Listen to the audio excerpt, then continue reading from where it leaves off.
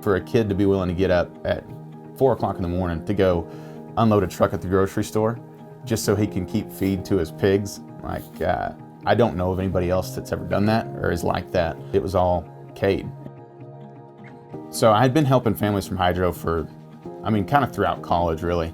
And so this would have been 2020, the COVID year, that I brought my buddy up from Texas Tech, and he was going to help me get the pigs ready for show. We got a Burt bear out, I'll never forget it.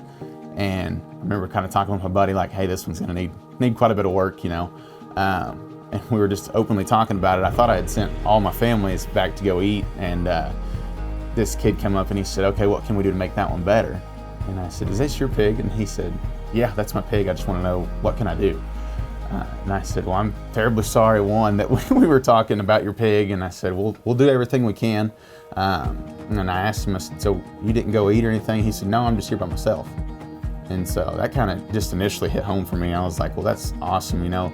Cade's a lovable kid right off the bat. We kind of got to know Cade, I guess, through that first experience. I just couldn't get out of my head. I told Kyler, I said, hey, we got to do everything we can to get good pigs in that kid's hand, because you could just tell his work ethic and everything else that goes into showing he needed good pigs. And didn't necessarily have the resources to do that. You have what you're given, and you just got to work with it. Just spend the time with what you got, and then you never know how it's going to turn out. More times than not, it'll be in your favor. I got that one from him, and it was always just like, hey, how's that thing doing? How's that thing doing? It's like, the continuous text and stuff. We kind of just got real close real fast. And so obviously for his senior year, everybody senior year, you try to load up and try to do the best you can.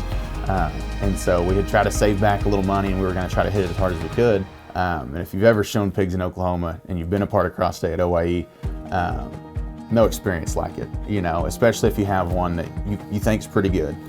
And I told Cade that morning, I said, hey, you could be 5th in class or you could win it. And I said, but you're going to be in the toughest class at OIE. That's just where I think you need to be. And I said, if you hit that judge just right, it could all fall into place.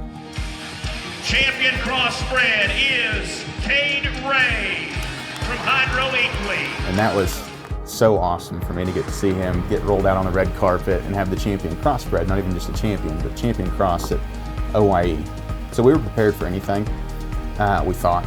And then when I seen Hoge kind of take a high step to the right after he'd set the mic down, and what felt like a year of us waiting in the Grand Drive, he was looking at the hamp, and then he took a high step and headed toward Cade. I was just screaming and crying, everything all happening at once. And so at that moment, I had a kid that I've always kind of thought of as a son, or a little brother or whatever, a kid that I'd been mentoring for 3 years, had just won the biggest show that we, of our entire lives.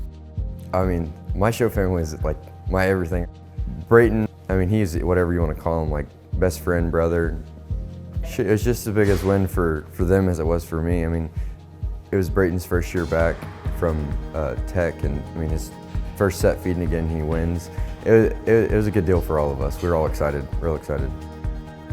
So my major right now is ag education, and it's kind of cliche, but I feel like I owe it back to ag to put into kids what I got out of it. So that's the plan as of right now.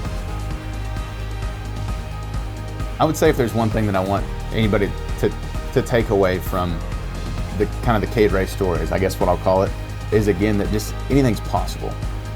Anything is possible. And a big credit of that goes to the big man upstairs.